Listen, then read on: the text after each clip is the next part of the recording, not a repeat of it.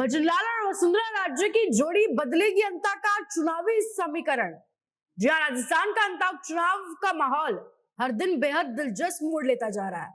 एक तरफ चुनाव में प्रमोद जिनभाया अपनी साख बचाने में लगे पड़े हैं, वही कांग्रेस की ओर से कभी डोटासरा प्रचार करने पहुंच रहे हैं तो कभी सचिन पायलट को बुलाया जा रहा है। वही निर्दलीय नरेश मीणा भी पूरे दमखम के साथ चुनाव प्रचार में लगे हुए हैं। कल ही उन्होंने अपने चुनाव प्रचार के लिए बड़ा एक जोरदार सभा की, जिसमें हनुमान बेनीवाल पहुंचे, उत्तर प्रदेश से अतुल प्रधान पहुंचे, राजेंद्र सिंह गुड़ा मंच पर दिखाई दिए और बड़ा जोरों शोरों से उस कार्यक्रम को किया गया, जिससे उन्होंने ये दिखा दिया कि मुकाबला वाकई त्रिकोणीय है और क्योंकि वो निर्दलीय हैं तो उन्हें हल्के में तो बिल्कुल ना लिया जाए। वही भाजपा भी अपनी पूरी ताकत से इस उपचुनाव में लगी हुई, अपनी पूरी ताकत भाजपा इस चुनाव में झोंक चुकी है। सिर्फ 3 दिन में, पिछले 3 दिन में मुख्यमंत्री भजनलाल शर्मा और पूर्व मुख्यमंत्री वसुंधरा राजे दूसरी बार अंता के चुनावी मैदान में प्रचार करने के लिए पहुंचे हैं, जिससे चुनाव का समीकरण काफी हद तक बदल सकता है। चुनाव काफी नजदीक है, वहीं पिछले 3 दिन में 2 बार भजनलाल शर्मा और वसुंधरा राजे का वहां पहुंचना इस चुनावी समीकरण को बदलने की ताकत रखता है।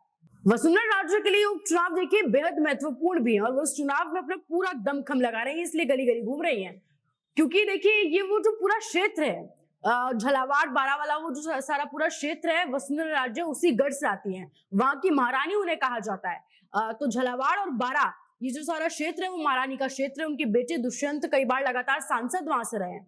तो ये कह लीजिए कि ये उपचुनाव वसुंधरा राजे की साख का सवाल है। अगर ये चुनाव बीजेपी हार गई तो वसुंधरा राजे की साख पर तमाम सवाल खड़े हो जाएंगे, क्योंकि देखिए वसुंधरा राजे भले ही मुख्यमंत्री नहीं है, लेकिन उनका गुट जो है वो भाजपा में एक अलग ही इंपॉर्टेंस रखता है, एक अलग ही महत्व रखता है। तो अगर ये उपचुनाव बीजेपी हार जाती है, गलती से भी अगर मोलपाल सुमन पीछे रह जाते हैं और नरेश मीणा आगे निकल जाता है, क्योंकि देखिए बार बार जो समीकरण सामने आ रहा है उसके दम पर ये कहा जा रहा है कि प्रमोद जिनभाया तो थोड़ा रेस में पीछे, तीसरे नंबर पर भाया चल रहे हैं और सबसे आगे मोलपाल सुमन है, उसके पीछे नरेश मीणा है। और गलती से भी नरेश मीणा, वो जो 12% वोट का खेल है, अगर नरेश मीणा उसमें थोड़ा सा भी आगे निकल जाते हैं मोलपाल सुमन से और मोलपाल सुमन पीछे रह जाते हैं थोड़ा सा भी, क्योंकि कहा जा रहा है वो बहुत सीधे हैं, तो हो सकता है कि उनको वोट ना मिले, बीजेपी की वजह से ना मिले, किसी भी वजह से वोट कट जाए, वो पीछे रह जाए, तो सबसे बड़े सवाल खड़े होंगे वसुंधरा राजे की साख पर, क्योंकि वो क्षेत्र की महारानी है, उस गढ़ से आती है, उनके बेटे कई बार वहां पर सांसद रहे हैं। तो ये चुनाव जीतना जितना महत्वपूर्ण बीजेपी पार्टी के लिए उतना महत्वपूर्ण वसुंधरा राजे के लिए भी है। अगर नहीं मोलपाल सुमन जीतते हैं तो वसुंधरा राजे के गुट पर, उनकी साख पर सवाल खड़े होंगे।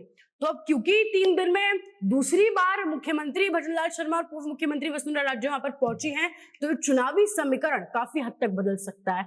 और देखिए नरेश मीणा बड़ी बराबर की टक्कर इस उपचुनाव में दे रहे हैं, इसलिए सोचिए, पहले तो बीजेपी की रैली निकलती है, पहले बीजेपी की सभा होती है, चुनाव प्रचार होता है जिसमें भजनलाल शर्मा और वसुंधरा राजे पहुंचते हैं। उसके ठीक दूसरे दिन नरेश मीणा बड़ा जोरों की सभा करते हैं, जिसमें हनुमान बेनीवाल हेलीकॉप्टर से पहुंच रहे हैं, अतुल प्रधान आ रहे हैं वहां से, उत्तर प्रदेश से, दिल्ली से संजय सिंह आ रहे हैं आम आदमी पार्टी के, और ठीक उसके दूसरे दिन दोबारा भजनलाल शर्मा और वसुंधरा राजे का पहुंच जाना बहुत बड़ी ताकत ये समीकरण रखता है।